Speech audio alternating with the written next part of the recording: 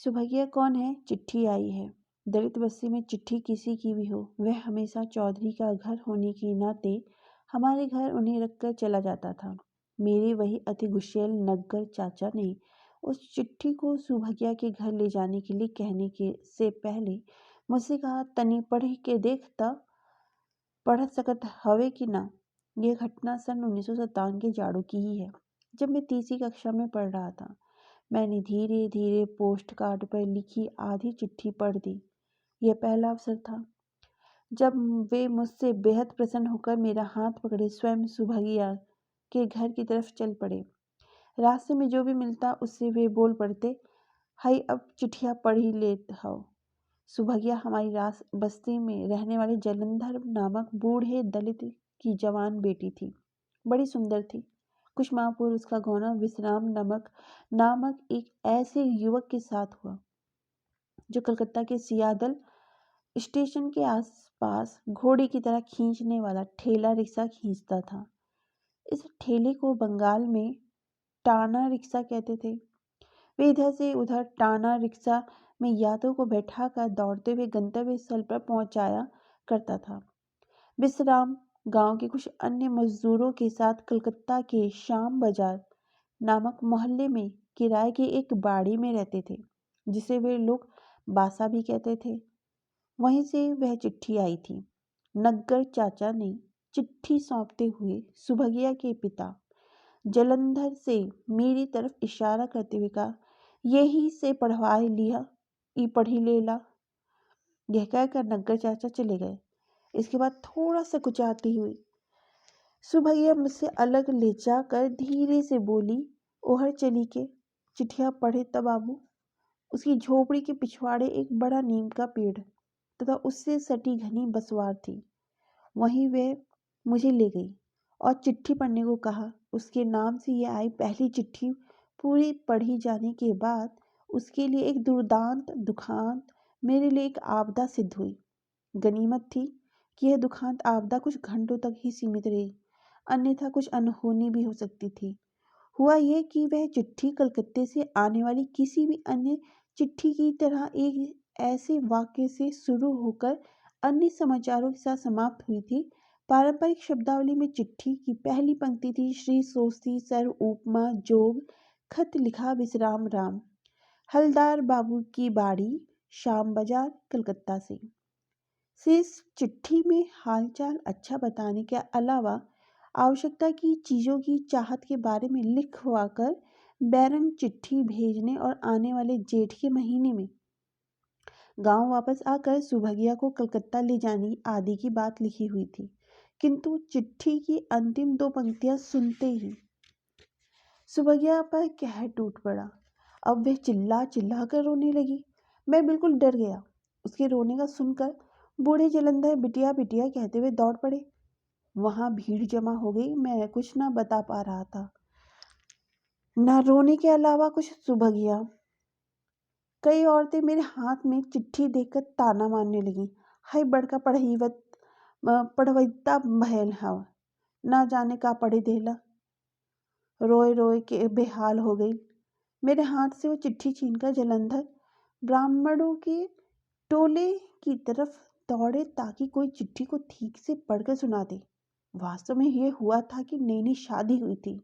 विश्राम को कलकत्ता में अपने क्षेत्र में किसी अन्य युवक ने एक प्यार मोहब्बत वाली 2 लाइन की शायरी लिखकर दी थी, जिसे मैंने भी थोड़ा रुक रुक कर किंतु पढ़ा। बिल्कुल सही था। उस चिट्ठी के अंत में लिखा था, लिखता हूँ खत खून से स्याही न समझना, मरता हूँ तेरी याद में जिंदा न समझना। यह शायरी सुनकर सुभगिया ने समझा कि उसका पति विश्राम अब जिंदा नहीं है। बाद में जलंधर के पीछे पीछे दलित बस्ती की कई औरतें सुभगिया को चुप कराते हुए राम मूर्त पांडे के घर ले गईं।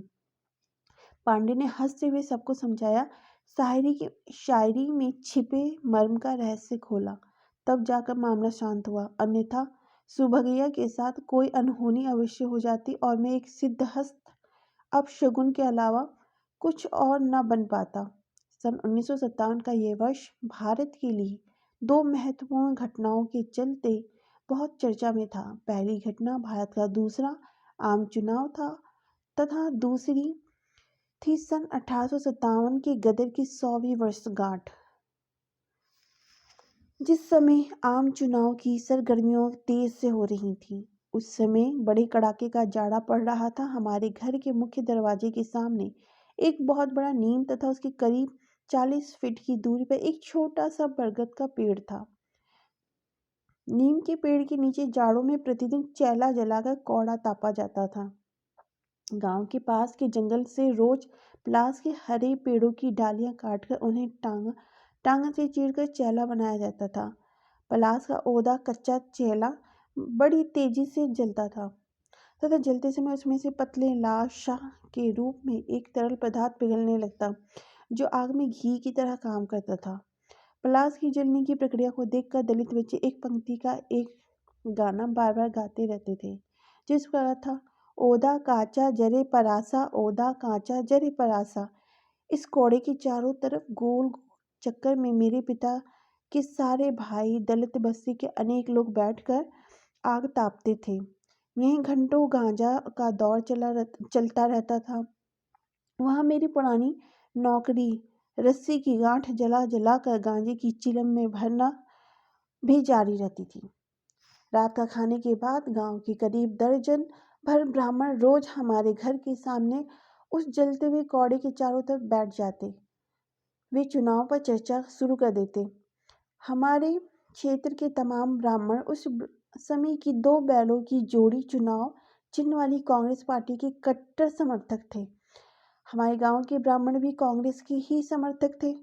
उन्हें यह अच्छी तरह मालूम था कि मेरे सबसे बड़े चाचा बाहर गांवा के चौधरी हैं, इसलिए वे सारे दलित उनके ही कहने पर किसी पार्टी को वोट डालेंगे। अब जब 12 गांवा के चौधरी होने के कारण ब्राह्मणों की मुखिया यमुना पांडे थे। उनके नेतृत्व में ब्राह्मणों का जत्था चुनाव संपन्न होने के एक दिन पहले तक प्रचार के दौरान रोज उसी कौड़े पर आकर कांग्रेस को वोट देने के लिए कहता। उस समय हमारे जिले आजमगढ़ में भारतीय कम्युनिस्ट पार्टी का बहुत जोर था। अधिकतर दलित कम्युनिस्ट उम्मीदवारों को वोट देते थे। मेरे पिताजी अत्यंत धार्मिक होने का हमेशा पूर्वोक्त बाबा हरिहर दास से पूछकर धार्मिक उम्मीदवारों को ही वोट देते थे।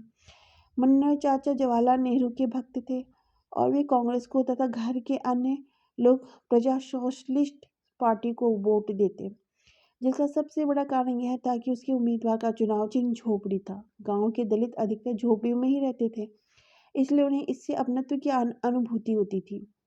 मुन्ना चाचा गांव के पश्चिम स्थित अमठा गांव के मुरली सिंह नामक एक क्षत्रिय के यहाँ अक्सर आते जाते रहते थे। मुरली सिंह अमठा के मुखिया थे। उनके यहाँ गांजा बिकता था अतः मुन्ना चाचा की इसी कारण उनसे काफ़ी दोस्ती हो गई थी। अमठा के एक वकील थे जो रोज आजमगढ़ आकर करीब 18 मील दूर साइकिल से कचहरी आते जाते। वे शहर से देश की उड़ती उड़ती खबरें लाया करते। मुन्ना चाचा मुरली सिंह की गांजा की दोस्ती परिणाम से उनके माध्यम से काफ़ी खबरें लेकर आते और रात में कौड़ा तापते हुए सबको बताते। गांव के ब्राह्मण भी उनसे कई खबरों को ज्ञान पाते थे। अतः मुन्ना चाचा हमारी बस्ती के असली राष्ट्रीय नेता बन गए थे। राजनीति में सभी उनका लोहा मानते थे। कौड़ा के पास चुनाव के दौरान ब्राह्मणों के साथ गांजा की महफिल जमी रहती थी। मैं रस्सी की गांठ जलाते सारी बहसें ध्यान लगाकर सुनता रहता। दूसरे दिन ये सारी बातें स्कूल जाकर अन्य बच्चों को बताता था। बच्चे मुझसे कहते, ये बड़ा गप्पे हवे। ऐसे ही एक दिन मुन्ना चाचा ने बताया कि जवाहरलाल नेहरू रूस से सीख कर आए हैं कि अब भारत में सामूहिक खेती हुई और सब कमाई सब खाई। नेहरू जी कारखाना खुली हैं। आप 5 ही साल में एक बेर योजना बनी है। पहले हकबट हुई फिर चकबट। उनकी ये बातें मुझे बिल्कुल समझ में नहीं आती थी, खास करके सामूहिक खेती। वर्षों बाद जब हाई स्कूल में गया तो सामूहिक का भेद सामूहिक खेती के रूप में समझ पाया, किंतु उस समय हकबट चकबट सब कमाई सब खाई मुझे बहुत अच्छी तरह से समझ में आया था तथा यह भी सब रूस की देन है। यह मेरे जीवन की एक विशिष्ट घटना थी जब मैं जाने अनजाने में समाजवाद और सोवियत संघ के 8 वर्ष की उम्र में प्रभावित हुआ था। मेरे पिताजी प्रायः कहा करते थे, अध पेटवा खाना बिरही बोल किसी के लिए सहना मुश्किल होता है। ऐसी परिस्थितियों से गुजरने वाले वातावरण में हकबट और सभी कमाएं सभी खाएं इतना ज़्यादा मेरे दिल को छू गए थे कि मैं आने वाली सारी ज़िंदगी में समाजवाद सोवियत संघ का अंधभक्त बना रहा।